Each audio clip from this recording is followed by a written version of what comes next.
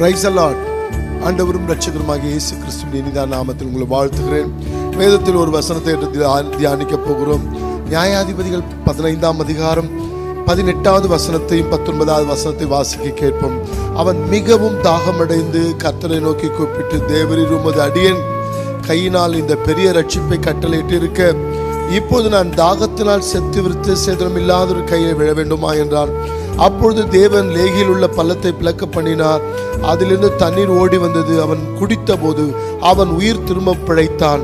ஆனபடியினால் அதற்கு என்னக்கோரி என்று பெயரிட்டு அது இந்நாள் வரை லேகில் இருக்கிறது. என்ன விஷயம்னா, தேவ பிள்ளைகளே, சிம்சோன் தாடை எலும்பினால் 1000 பேரை கொன்று மிகவும் தாகத்தில் அவன் சோர்ந்து போய் கிடக்கிறான்.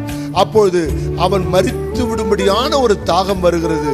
அந்த நேரத்தில் கர்த்தரை நோக்கி அவன் கூப்பிடுகிறான். கர்த்தர் ஒரு ஊற்றை உண்டாக்குகிறார்.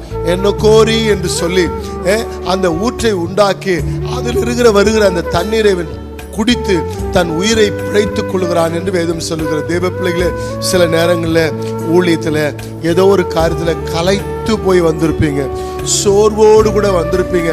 அந்த நேரத்தில் சோர்வோடு கூட சில சோதனைகள் உங்களுக்கு வரும். தேவ பிள்ளைகளே, ஒன்று தேவ பிள்ளைகளே, ஊழியத்திற்கு முன்பாகவும் அல்லது ஊழியத்துக்கு பின்பாகவும் அல்லது ஏதாவது ஒரு பணியை செய்துட்டு வந்த பிறகு பணிக்கு போகும்போதோ ஏதோ ஒரு சோதனையில சிக்கி கொண்டிருப்பீங்க. அந்த சோதனை நீங்கள் விழுந்து போகும்படியான சூழ்நிலையா இருக்கும்.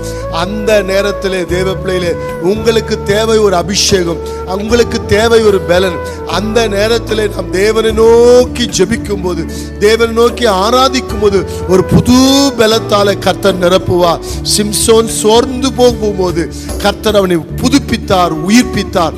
உங்களையும் உயிர்ப்பிப்பார், உங்களையும் புதுப்பிப்பார்.